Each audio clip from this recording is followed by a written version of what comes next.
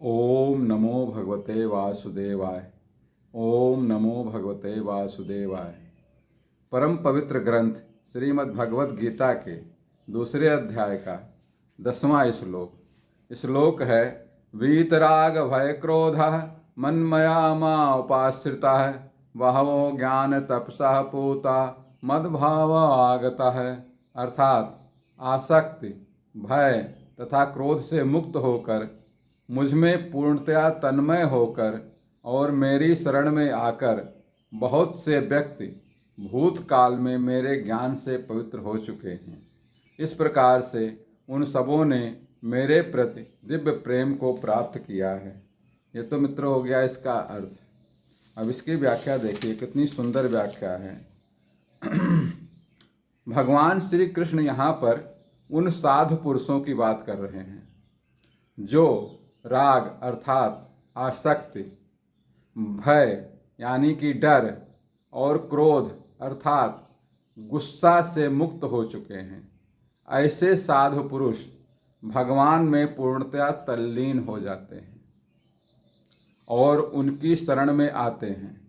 भगवान श्री कृष्ण यहाँ पर बताते हैं कि ऐसे व्यक्ति के तप से अर्थात आत्मज्ञान एवं तपस्या द्वारा शुद्ध होकर अंततः उनके स्वरूप को प्राप्त कर लेता है। भगवान कृष्ण के स्वरूप को प्राप्त कर लेता है, परमात्मा के स्वरूप को प्राप्त कर लेता है जब वो ज्ञान तत्व से एवं प्रेम से तपस्या से शुद्ध हो जाता है।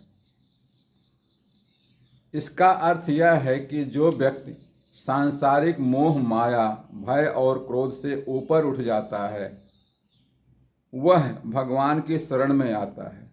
तात्पर्य यह है कि भक्ति, आत्मसमर्पण और ज्ञान की तपस्या के द्वारा व्यक्ति ईश्वर के निकट पहुंच सकता है और उनके दिव्य स्वरूप को पा सकता है, जिससे व्यक्ति भगवान के प्रति पूर्ण समर्पण एवं उनमें अटूट विश्वास के सहारे आत्म समर्पण की उच्च अवस्था में पहुंच जाता है। यहाँ पर वह भगवान को अपना रक्षक तथा मार्गदर्शक मानता है। यह मोक्ष एवं आत्म साक्षात्कार की स्थिति है जहाँ आत्मा परमात्मा के साथ एकत्व में विलीन हो जाता है। यह एक आध्यात्मिक प्रक्रिया है जिसमें मनुष्य अपने भीतर की नकारात्मक भावनाओं को दूर कर परमात्मा की शरण में आकर उनके साथ एकत्व स्थापित कर लेता है। बस मित्रों, आज के लिए इतना ही। इससे अगले श्लोक के लिए कल फिर मिलेंगे। तब तक के लिए श्री कृष्ण शरणम मम। श्री कृष्ण शरणम मम।